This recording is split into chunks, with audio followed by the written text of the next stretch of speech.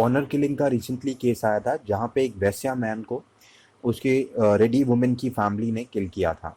ठीक है, तो ऑनर किलिंग के जो केसेस होते हैं वो काफ़ी बढ़ रहे हैं। अब ऑनर किलिंग के अगर आप स्टैट्स देखें तो ये कहते हैं कि 2014 में 28 केसेस आए, 2015 में 251 और 2016 में 77।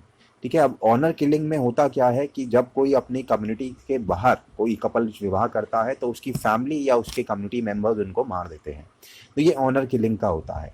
सुप्रीम कोर्ट और बाकी आईपीसी में भी इसे क्राइम माना जाता है। ठीक है, उसके बाद ऑनर किलिंग के ऊपर सुप्रीम कोर्ट की भी जजमेंट आई है। उन्होंने काफ़ी बार बोला है कि दैट हर एक इंडिविजुअल के पास फ्रीडम है of the marital choice of the individuals. ठीक है, ऑल्सो बोला है कि ये कोई नो ऑनर, ये जो अडल्ट होते हैं ये फ्री होते हैं to marry any person of their choice and hurting any couple या summoning them before the clan members. ठीक है, या फिर खाप के समक्ष उनको लाया जाता है, तो ये सारी चीज़ें जो है ये इलीगल है।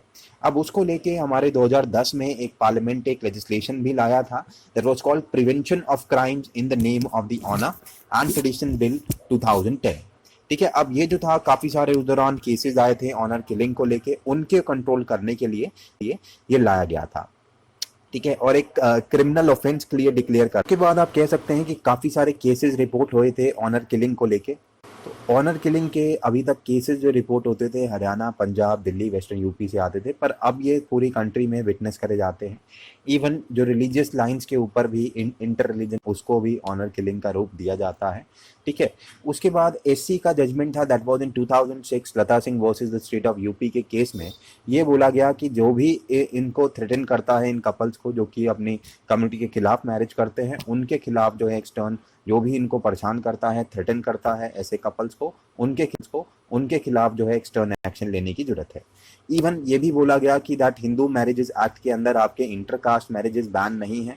ठीक है, तो यहाँ से भी ये इलीगल हो जाता है कि आप किसी भी इंटरकास्ट मैरिजेस को रोक नहीं सकते हैं।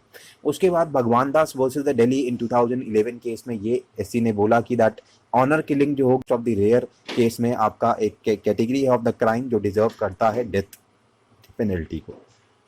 ठीक है, तो ये भी रेयरेस्ट ऑफ रेयर केस में एक डेथ पेनल्टी भी डिक्लेयर किया जा सकता है।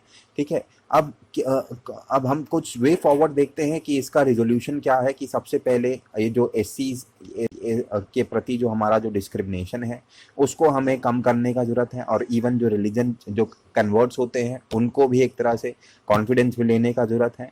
ये जो डिस्पैरिटी है, डिस्क्रिमिनेशन है, उसको खत्म करने की जरूरत है। Second, we must redouble our efforts to eliminate the evils of the stratified society. 42वां लॉ कमीशन की रिपोर्ट में भी ये बोला गया कि दैट एक हमें लॉ की जरूरत है जो प्रिवेंट का 242वां का जो लॉ कमीशन रिपोर्ट था उसमें भी ये बोला गया कि that we need to prevent the interference with the freedom of matrimonial alliances. हमें प्रोटेक्ट करना चाहिए यंग कपल्स को। The police is reportedly counsel करने चाहिए उनके और उनकी फैमिलीज को।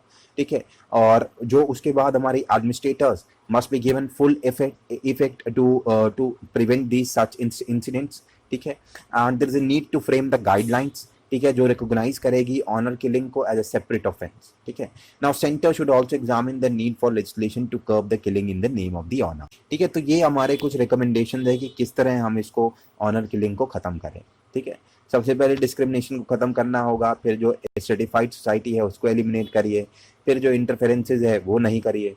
उसके बाद हमारी पुलिस को भी रोल है that they have to counsel them such couples and their families.